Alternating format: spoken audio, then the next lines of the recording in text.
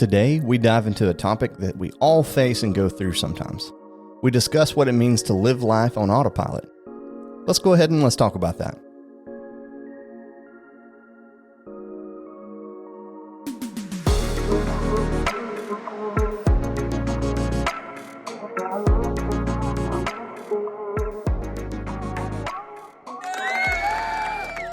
Good morning, good afternoon, and good evening. Thank you for joining us today.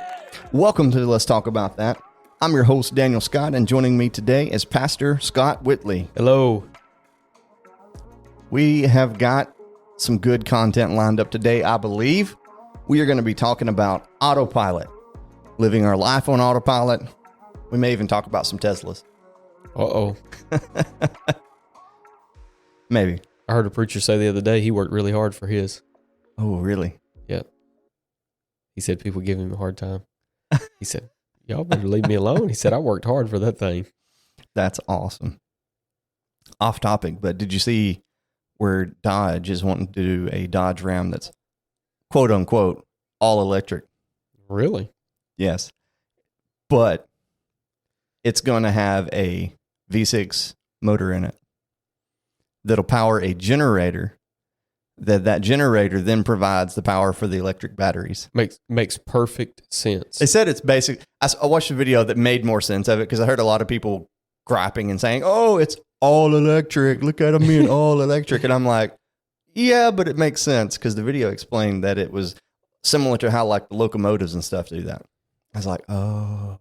So they're saying that that 6-cylinder engine is going to generate more power than what it would it would generate by itself. Yeah. So, and allegedly, like you're going to be able to get over 600 miles on a single range. Wow, because that's of range. I think that's the part of the issue right now is that's range. To me. Yeah, nothing gets far enough. And I talked to a man last Sunday. He was in from South Dakota or North Dakota, one of the Dakotas. And I was asking him, we were talking about, power grid and all that. And he said, well, here's the deal. He said, when I'm in weather and temperatures where it's 40 below zero, yeah. He said, even my cell phone won't stay charged. Right. He said, how are we going to do that there?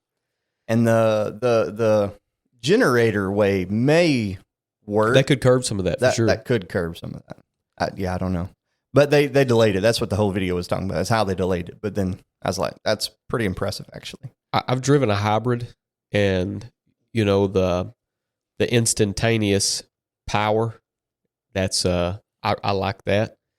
Oh, I could imagine. I'm just old school, I guess. I just have a hard time letting go of the gasoline engines. I have several battery-operated things, and I will say that is the letdown. Is they're amazing at first, but then you're limited to that range of whatever that battery product is. Yeah, but they'll figure that out. They want to, whoever they are, they want to push batteries hard enough, so they'll figure out how to make it work. Someone will, maybe. I'm okay.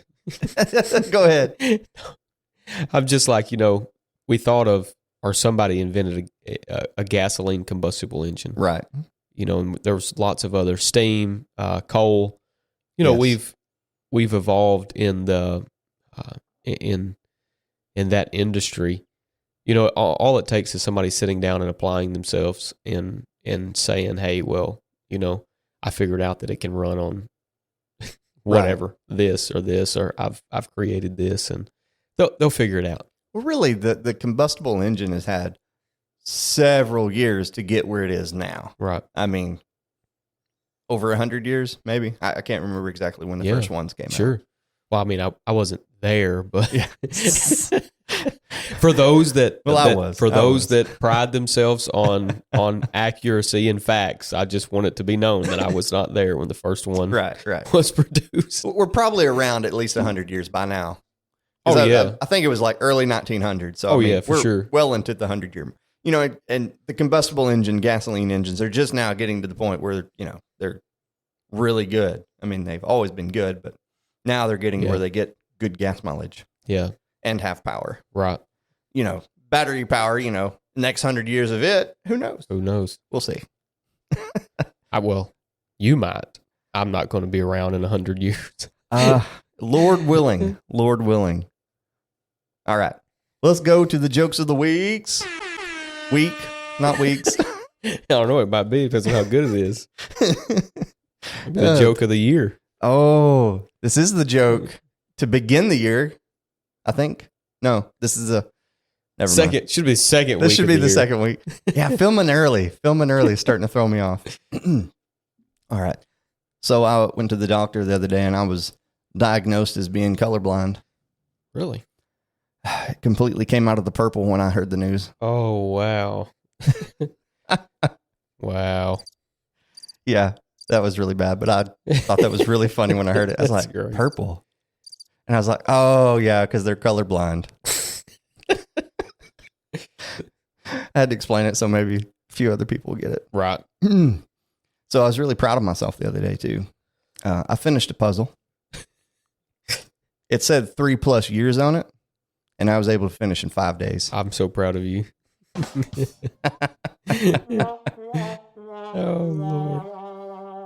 The video I seen that one out, the husband and wife, he was just, oh, honey. He's like, you did so good. Oh, my goodness. It'd be the other way around in my house. Oh, my goodness.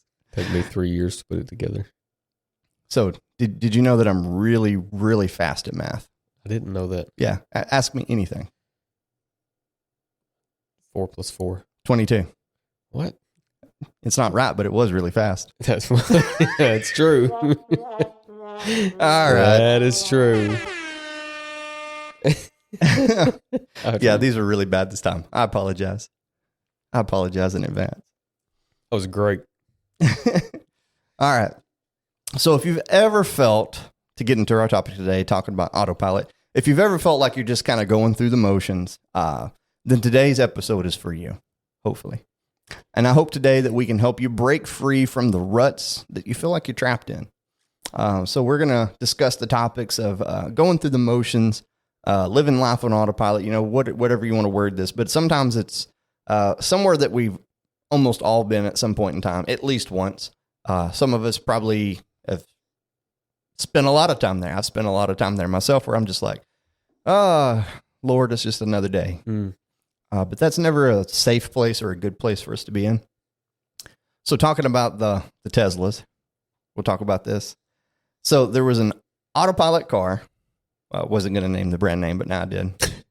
Just threw that out there. Don't come after me, Tesla. But they were using this as a taxi service, so it wasn't technically the car's fault, I guess. We'll see. And there was people in the back of it, so it's like the Uber and all that stuff. Someone gets in the back, except it's driverless, so it's like a driverless taxi.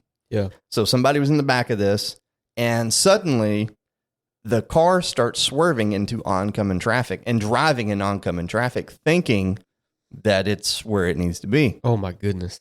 Well, an officer sees this, they pull it over.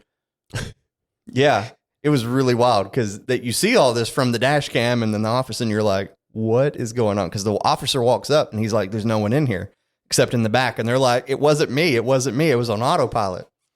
So I guess the car somehow or another starts speaking to them and they start having a conversation. And the officer explains to them, hey, your car was driving in the opposite direction into oncoming traffic. So, I mean, he was really confused what to do. Yeah. How do you arrest a car? Exactly. But that's kind of where I wanted to talk about that. It can be a great thing to live in autopilot or to have a vehicle on autopilot or something like that. Yeah. A lot of the things nowadays are using autopilot, these planes, trains, cars now, automobiles. Obviously. Yeah. I wanted to lead out with planes, trains, and automobiles, but I was like, how many are going to get that reference? 1% probably. But it can be a dangerous thing at sometimes because it's not always in our control in our hands. That's exactly right. Just like that person that was in the back seat, they were a passenger to this autopiloted vehicle. So yeah, they didn't have any control. They couldn't stop it. Right. They didn't even say, drive over here. But life can be like that for us, that if we go through life living on autopilot, we could be going through the motions. And even in the line of work, I've worked in a lot of factories. The company I worked for, we installed stuff in a lot of factories. I've seen a lot of safety presentations, safety videos, and I've seen a lot of accidents, but I've even been involved in a few accidents where you'll just go through the motions. Oh, sure. I've worked a lot of assembly lines myself, and you'll just be so in the rut of doing the same thing over and over and over. Absolutely. And you can get hurt very seriously. One slip. Very quick. Yes. A machine sticks. Yeah. Or it trips and goes and your hands are underneath it. Like your hands don't exist anymore. Wow. But yeah, autopilot can be such a dangerous thing in our life if we're not careful. Sure. So Pastor Whitley, today I want to ask you, why do we fall into the autopilot mode, and why is that so easy for us sometimes? I think a well-maintained routine is invaluable if everything in life is mechanical. Yeah. The problem is our spiritual life is not mechanical. Very fair. So when we set our spiritual life in autopilot mode, the question is, who's really in control? Ooh, that's true. Or what is really in control? The airplane or the car that is driving into oncoming traffic, right, on autopilot, it is responding to somebody sitting somewhere that's controlling it, mm-hmm. or that has pre-programmed it, right? Like your calculator. I mean, that calculator is not really making calculations. It's right. pre-programmed equations that the parameters have already been set. That car is doing the exact same thing. But who's controlling the autopilot in our life, or what's controlling it? We all like autopilot mode. We don't have to think. We can just go through the motions. We've been on the assembly line long enough, yes, that I can just go through the motions. I've done it all. It's really time to sit back. It's time to relax. Just take it easy for a while. Just go through the motions. I don't have to think about it. I can just go with the flow because I've been doing this for years. I've hit my quote for the day. Exactly. I've got my number of parts I got to get done. Now I can just chillax. Doing the same thing right now that I did all day yesterday and the day before that, and the day before that. And for the last 15 years of my life, I've been in the same place doing the same thing. It no longer requires me to think, but you already brought up that point that if we fall into that rut of always being in autopilot mode, then it's very easy for us to slip, and it's very easy for us to get careless. Yes. And for an accident to happen. Absolutely. There's very few times in our life that we're not going to have to make decisions. We don't go 5 minutes without making a decision. Yes. Life is all about making choices, but we figure that if we can put it in autopilot, well, I don't have to deal with those decisions because it's easier just to pretend like they don't exist than it is to have to deal with everything that comes our way. Let muscle memory take over. Yeah, let me just go with the flow. Let me put this thing in autopilot and let something else control it. I'm just going to sit back and relax and let it go where it wants to go. And I think that's the problem. If we always operate, and I made that statement first because I don't want to be misunderstood. I think that a well-maintained routine is invaluable in our life. I've got a routine in my day, but inside that routine, because my spiritual life is not mechanical, there's room for movement. Yes. So I think that's important to understand that it's not the routine, but it's the lack of flexibility that we're really focusing on, because we don't. What's going back to what's in control? Who's controlling the autopilot in our life? It's easy. It's easy at times just to fall into it. Absolutely. I listen to a really good message quite often by Brother Paul Mooney, and it's I believe he preached it because of the times, and I don't remember the year, maybe in the 90s. It's dinner at Jezebel's. Ooh. Whatever is not in the Bible. And he's really speaking from this premise that we can't just say whatever or I don't care. We have modern day issues that people bring to us, and we just say, well, whatever, I don't really care. this is a doctrinal issue. Well, whatever. This is, that's good. How we react to these things. And he said, whatever is nowhere in the Bible. So he said, we really, when we're faced with things in life, we really can't just have a whatever attitude. That's good. So if I could, I would say that whatever attitude is autopilot. It's whatever. It's not like when we ask our spouse, "What do you want for supper, honey?" Whatever. Yeah. No, I think that's a deep rooted issue in a lot of our lives. We just, I'm not going to deal with this. It's easier not to deal with it than to deal with it. But the problem is, if we don't deal with it today, then we will have to deal with it at some point, and it's only going to get worse the longer we prolong it. We often say you don't have to fight every battle. Well, the problem with that is there's already a battle. Yeah. So you either fight or you lose. Now, I would suggest that there are a lot of battles that we can avoid. Yeah. We can avoid it before it ever becomes a battle. But you don't say, well, there's a battle that's already begun. I'm not going to fight this one. I'm going to sit this one out. No, the battle's already started. You have to fight. Yeah. You can't just say whatever. I'm just going to let what's it called when you say I'm not going to be like a bystander.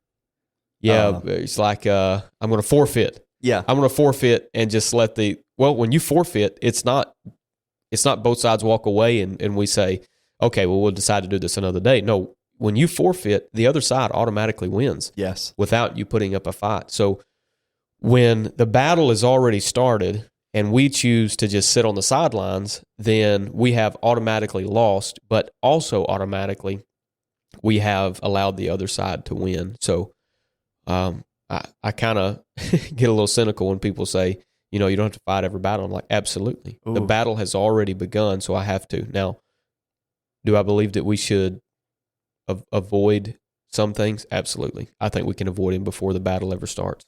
Absolutely. Well, even then, that could be part of the battle. Yeah. It's like it's like you're playing chess, checkers, whatever kind of mind game you have. You could just play the game and go through it, or you can plan far enough ahead that you have your move set up and say, even though I haven't made the move, I'm anticipating what my enemy's going to do and be prepared for it. My grandfather always used to say, he was the best checker player that I've ever met. That's not just because he was my grandfather, but that's just because that's just fact. He was just the best. Yes, but he would always, the whole time you're playing him, he would always say, "Let me see as far as the other person sees." He would say, "Let me see as far as he sees." Wow. Because he knew that his opponent was looking not the next move, but 3 or 4 moves ahead. And he said, you don't win by playing one move at a time. He said, you win. He said, when we sat down, I had already won because I knew every move you were going to make. Wow. That has some deep spiritual implications there. Yeah. So let me see as well. He didn't say far. He said fur. He said, let me see as far as he sees. So, but let me see as far as he sees. Wow. Even then, see further. I'd like to see further than as far as my enemy is planning. Yeah. Because I know my enemy is going to come for me. Yeah. He said, because you got to know I'm setting traps for you. Yeah. So you better be setting traps for me. Yeah. And I want to see far enough to know that he's going to put his traps over here so I can avoid over here and go over here and catch him instead. Just a natural game of checkers, but so many, like you said, implications for spiritual life. That is so good. That really is. Yeah. I would even like to add that disconnection from our purpose can lead us to living on autopilot. That's good. A lot of times.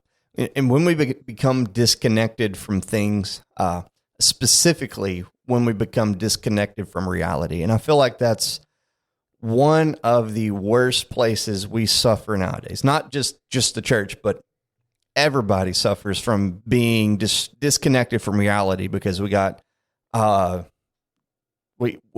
we got these things that distract us from reality in our pockets almost at all times, or at least near us at all times. And even then, there's like dozens of things. We got a phone, we got a tablet, we got a laptop. Absolutely. We got a TV, we got 50 TVs, we got gaming, we got so many things to distract us and pull us away from reality. Now, yeah, I'm not saying it's wrong to relax from reality, to enjoy your good game of Candy Crush or whatever have you.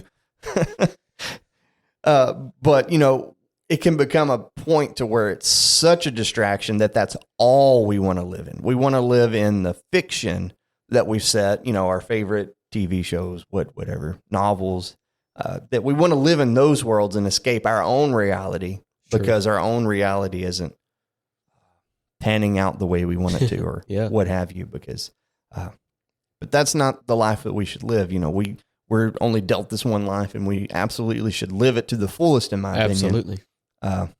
Because when we become so dull and bored of our own life that we look for these ways to escape it, it can disconnect us from our purpose. And our ultimate purpose as a Christian should always be to lead others to Christ.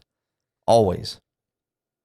And it's easy to become consumed by that daily grind. And we need to make sure that we focus or that we don't lose the focus on what truly matters. Sure. That's exactly right. That's exactly right. To lead into our next question, what are the dangers of living our lives on autopilot? I really appreciate you challenging us here. The danger, I feel like, in living in an autopilot mode is that we go through the routine without it ever really affecting us. Everything we do is going to affect us in some way. But if we live in this autopilot mode, then we can go through the routine and it never changes. It never affects us. We can go through the motions with our head and our heart and our spirit, never really being involved. Yeah. I mean, how can we serve the Lord with all of heart, soul, mind, strength, whatever? How can we serve Him with all of that if we are literally just going through the routine and it's mindless? How can we serve Him with all of our mind if the routine that we're in is mindless? 100%. If our mind is not involved, it can be ritual without real change. Ooh, absolutely. And I think that was the problem. David said it. The Hebrew writer said it. Offering and sacrifice thou wouldest not. David said, if you had wanted offering and sacrifice, David said to God, he said, I would have gladly offered it.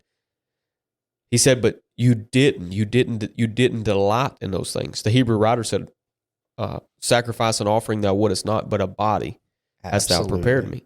It's more than the rituals and the routine. They were going through the ceremonies, they were going through the offerings, the sacrifices, but it never affected them because it's just a routine that I'm going through. Right. Because I know that if I go through this routine, if I offer this sacrifice, I know what the result is going to be. Right. So it's the same thing every single time. Well, it got to a point where that's all it was a routine that they were going through. There was nothing new, sacrifices and offerings with empty meanings. It was ritual without real change. I've done all this before. This is nothing new. I'm going to go through the motions. I'm going to get it over with.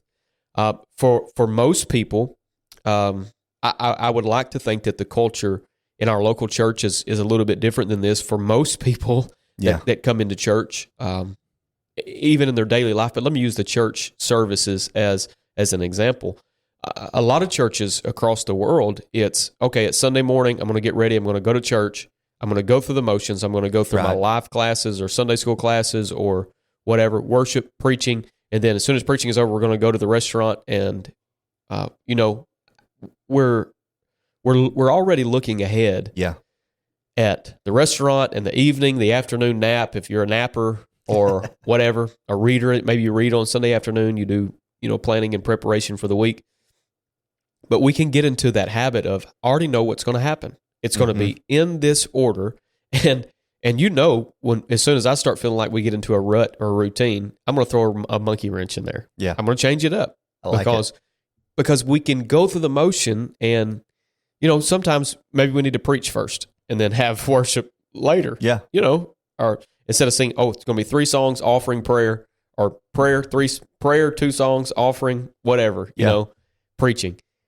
Get out of that routine and I'm not saying don't have a plan, but I am saying sometimes we have to break out of that because we're just used to that rut, the rote of it all. Yeah, absolutely. Let's just get to it. Let's get it over with because I know what's coming next, and I'm really excited about going to eat lunch. Yeah. But I've got to get through this. This is the wilderness we must traverse to get to the promised land. And if that's how we live, then we end up living life with no real meaning. Absolutely. Nothing affects us. Wow. The sacrifices, the offerings, the offerings of our life. I'm not just talking about treasure. I'm talking about time, talent, treasure. Yeah. The big T's, the three big T's: time, talent, treasure. That's basically every part of who we are. If we just go through that routine, then we live our life with no real meaning. There was a time I can look back, and I think I've said it before. There's times in my life I look and I'm like, wow, those are some real immature qualities that I need to work on in my life. I used to fall into that trap of saying, wow, time just really got away from me. And everything would go by so fast. And I can't remember if I read or heard. I don't even remember where it started. I remember where it started.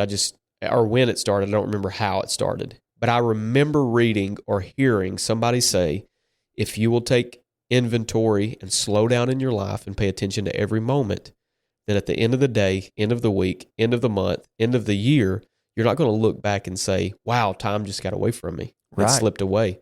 He said, you're going to know exactly where it went. Yes. I can't remember if it was said or if it was read or said. Yeah. So forgive me for that.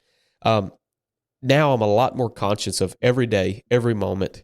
And I hear people say, we just came out of the new year, and people will say, wow, that year just flew by. I don't feel like it flew by. Right. Because I was conscious, and I didn't put on autopilot as much as I used to. Right. I was conscious of every moment of every day because I was intentional about them. Because like you said already, knowing our purpose, and because I know what my purpose is in life, I'm able to say I'm accountable to the clock. Yeah. And I've got to know where these minutes are going. If you're going to be a good financial steward, first of all, you got to know where every penny is going. Amen. Well, if you're going to be a good steward of time, you've got to know where every second is going. Yes. So 100%. I'm not sitting on YouTube scrolling, watching cat videos for 17 hours, a day. It's knowing where the time is going. Yeah. And I'm not the best in the world at that. I'm not even the best person in my house to speak on this subject. But Me either. I know where my time is going. I know what I'm doing. And, constantly making improvements on those things in my life to really get to where I need to be. I haven't felt like this year, coming into 25, I haven't felt like 24 just slipped away like years before did. Yeah. Because I know I'm conscious now of where my time is. Logging, not necessarily logging it on pen and paper or even digitally, but knowing in my mind, hey, I spent my time doing this or that. Not, hey, what was I doing, and why? Where has all this time gone? It's making every day count. So I think the dangers of living on autopilot, to answer that question, I think that if we live every day on autopilot, then time slips away. Yeah. And we wake up one day and we realize I cannot account. And that word's used a lot in the New Testament. That's I cannot good. account. I don't have a record of where my time went. What did I do with my time? So it all becomes a blur. Yes, absolutely. And I think we can really miss out on our purpose, because what gives passion to our let's see how to say this. What really pushes our purpose is passion. Yeah. 100%. But at the same time, knowing our purpose is what provides the passion. So if we don't know the purpose, there will be no passion. Yeah. Some people cannot get passionate about doing anything because they don't know what their purpose is. And if you don't know what your purpose is, then you're never going to have passion. Yeah. You're going to become passionate about something. Somebody said, well, God can do anything. God can't give you passion. He can Right. give you a purpose, but Yeah. he will not give you passion. Absolutely. That's something that you're going to have to dig out for yourself. Absolutely. Like Jim Sleva says, exposure breeds a burden. Oh, that's Expose so good. yourself to it. Yeah, that is so good. We have 'Cause- there is no passion for a lost world if we're never exposed to a lost world. No, you're right. You know, and our communities are like, oh, the church has already been raptured because we never see them out. We never see them anywhere. You know, nobody's reaching for them. That's good. Well, we must be in the end, and the church is already gone because nobody's reaching. No, we're still here. We just have to get off of autopilot and and get out of the Absolutely. routine and the rut of everything else that really doesn't matter. Absolutely. And we can be exposed to things like that and never truly grasp the passion for it. So, Yeah. when I remember being a kid and the TV would be on and these commercials would come on for, the homeless pets or whatever. Yeah. And, they always show the saddest pictures of the animals. They're just so sad looking. They're terrible looking. They're they're not fed well, Yeah, they're sure. skinny as bones, all that. But, they show these saddest things and, that's done to, get you to get into your heart and to get in your feels like, Sure. oh yeah. But when you actually have an experience with that, say you work with rescued animals, stuff like that, like there's Yeah. a different exposure level. That's there. right. When you're really exposed to it. Yes. We see the videos of, hungry people overseas, that absolutely destroys my heart. It breaks my heart when I Yeah. see these kids, they just live in garbage filled cities and towns and houses. And, it breaks my heart. Absolutely. But, That's non-contact. yeah, That's a non-contact exposure. yeah. What am I, did that truly stir me enough to make me change Right. my life to do something different, maybe for a little bit, but Sure. when if you go there and get a true grasp on it, get your Absolutely. get your feet dirty, get your hands dirty, Yeah. get to working on it. You could truly get a burden for something totally differently than just seeing something or Absolutely. hearing about something. That's for sure. That's good. So last question. It's easy to get caught up in the routine trap. What are some tips that you have for us to help us escape living our life in the routine trap and living on autopilot? First, I'd say leave room for God to change your day. Absolutely.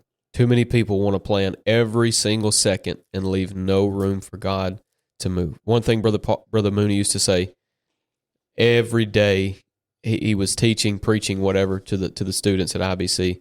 It was always, don't overplan your life. You're going to underplan it. Yeah. You're going to underplan your life. You're not leaving room for God to move. Leave room for God to move. Leave room for God to change your day. I would say, if you're going to escape the routine, be sensitive to the needs of others and sensitive to God's Spirit. Wow. Because you and I, we were just discussing that about exposure breeding a burden. Well, the thing about Jesus, and somebody said a few weeks ago, they said, I can't believe you would say that. I said, Jesus never got in a hurry. I said, Good point. Jesus stopped to minister to somebody knowing that Lazarus was going to die. Yeah. He let Lazarus die and never got in a hurry about it. That's good. He stopped to minister knowing that there was a pressing need somewhere else.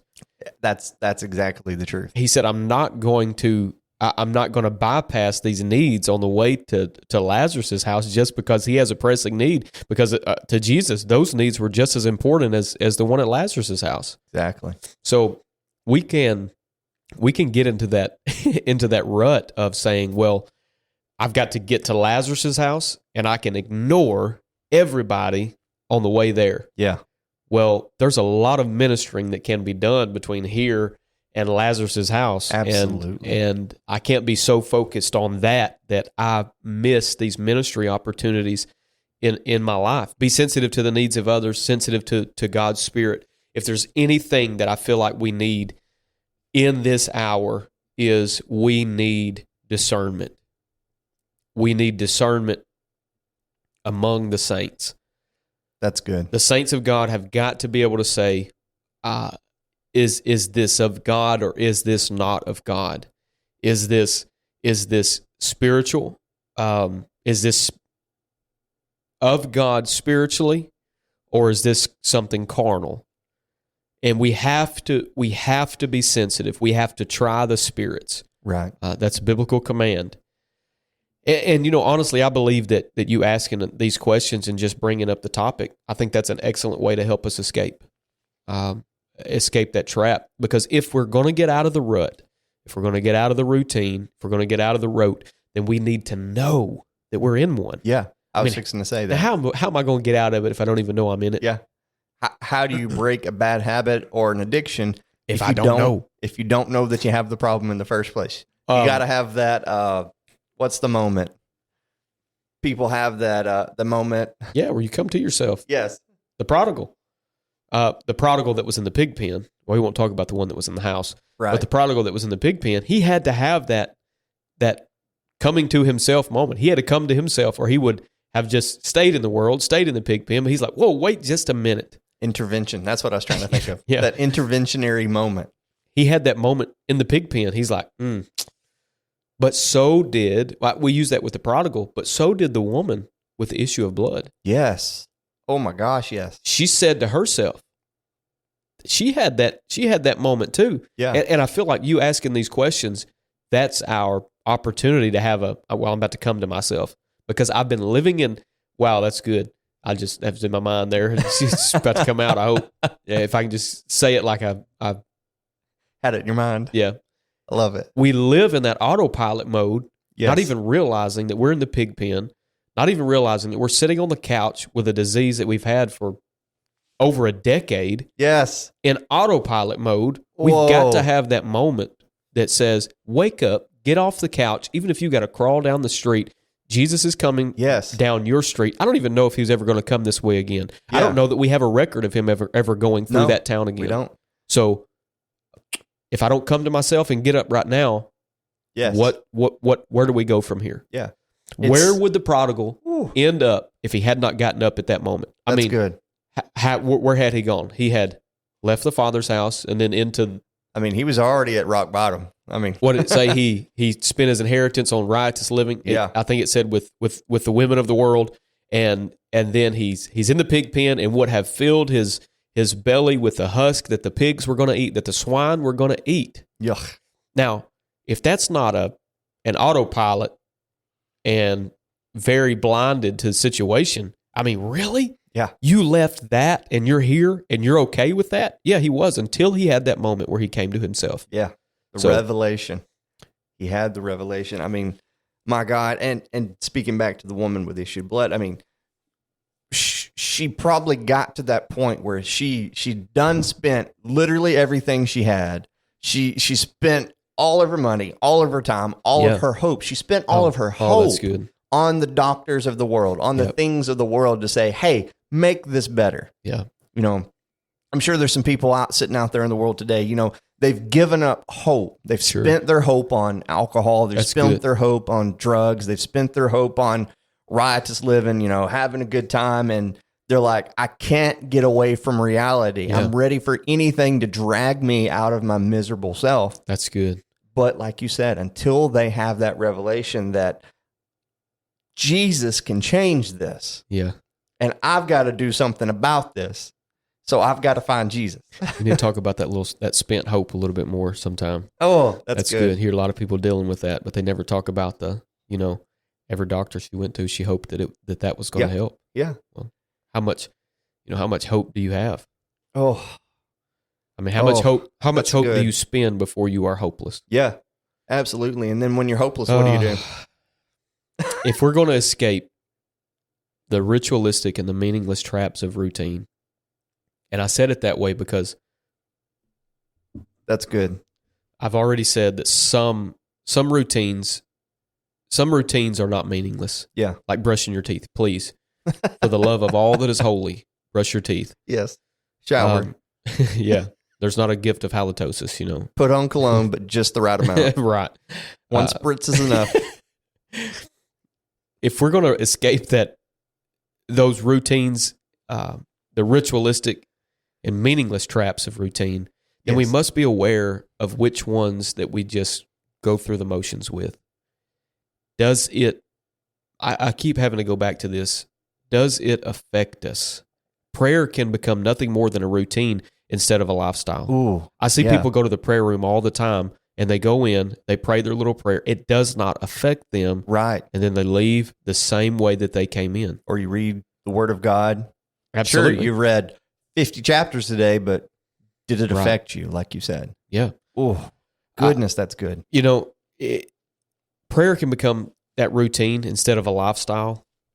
I don't have a time set or a set time marked on my calendar to have a conversation with my wife. I don't have a time that says I don't have an alarm that goes off on my phone that says, "Hey, you need to talk to your wife right now." Right. Now, how long do you think that relationship would last if I had had to have an alarm to remind myself to talk to my wife? Ooh, that's good. It's spontaneous, but in saying that, it's also intentional every day. I know when I wake up in the morning, I'm going to talk to my wife. It's not a question of, well, if I get around to it, I'm going to talk to my wife. Why? Because we have a very strong relationship. It's not a question of whether or not I'm going to talk to her. So why should our relationship with God be any different? Right. Absolutely. Why would I ever wake up and say, well, I don't know if I'm going to talk to God today or not? Wow. My Lord, that's deep.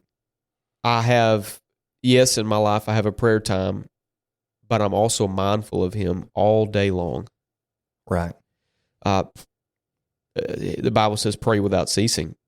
And, you know, often we can debate what that means, but I think one of the best descriptions of that, Donald S. Whitney wrote a book, Spiritual Disciplines for the Christian Life.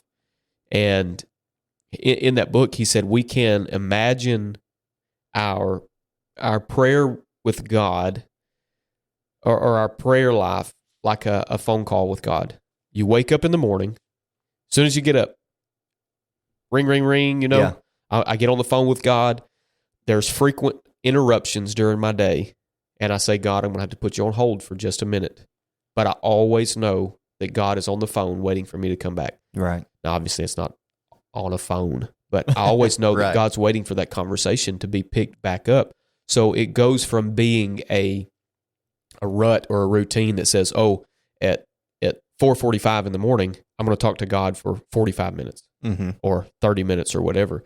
And that's the only time He gets. No, God gets any time He wants. Yeah. And if there's an interruption in my day, and I have to say, okay, God, I'm coming right back as quick as I can, but I've got to focus on this for just a few minutes, and then I'm coming right back. I want to know what you know, your mind today. What do I need to be doing? What do I need to be focusing on? Help me today, Lord. You know, lead me not into temptation. You know, all those things. Right. But it's more than just words. It's more than just a ritual. It's more than just a routine. It's spontaneous.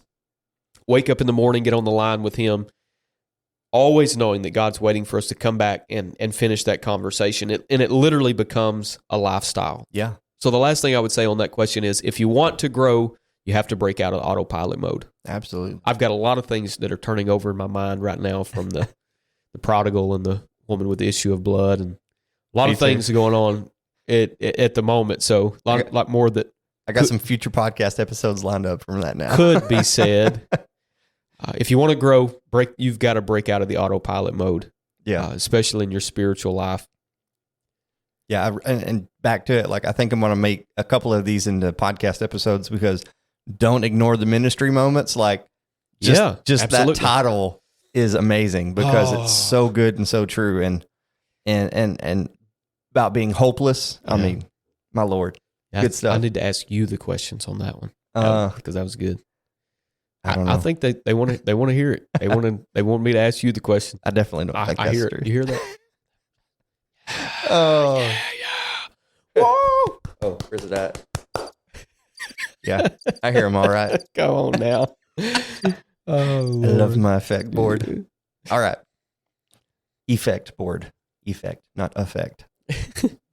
All right. So to wrap up our last question, is there any good books or materials that you would recommend to us? At this point, I've tried to break out of that routine of giving you 40,000. So I just got one. The name of the book is Take Up the Mantle by Melanie Whitley. Oh. So this is the first I'm hearing about this. What? It's out now on what's that store? It's on the Barnes and Noble website right now. It's been released on Amazon. By the time this comes out, it should be on. Should be approved for Kindle, Apple, and Google. What? Well, it's already on Kindle. I'm sorry, because that's Amazon. But it should be on Apple and Google by the time this comes out. Go ahead and say that for us one more time. Take Up the Mantle. Yeah, go get it. If you want to be used of God, I highly suggest, if you have any desire, young or old, to be used of God, I highly suggest you read the book. That's good. Get it and read it. Oh, I don't have any problem promoting other people, even if they are in my house. Somebody said if you don't share what God gave you, then He won't give you anything else. So if they're not going to share it, I'll share it. I like that. So it's incredible. I feel like there's Bible for that. Share your talents. Absolutely, use your talents. Yeah. So by the time this comes out, everybody will know. But oh wow, that's awesome. I'm like flabbergasted, people. All right, let's go ahead. Wrap things up. I hope this show has encouraged you today. I would like to thank you for listening and being part of the kingdom of God and part of our family. Just know that we absolutely love you. We absolutely appreciate you. And I absolutely pray that this podcast is helping you. Please leave us a comment. Give us feedback on what you would like to hear. Give us a like, download the episodes, share it with somebody, share it with everybody that you can. All right. We love you. We thank you. God bless you.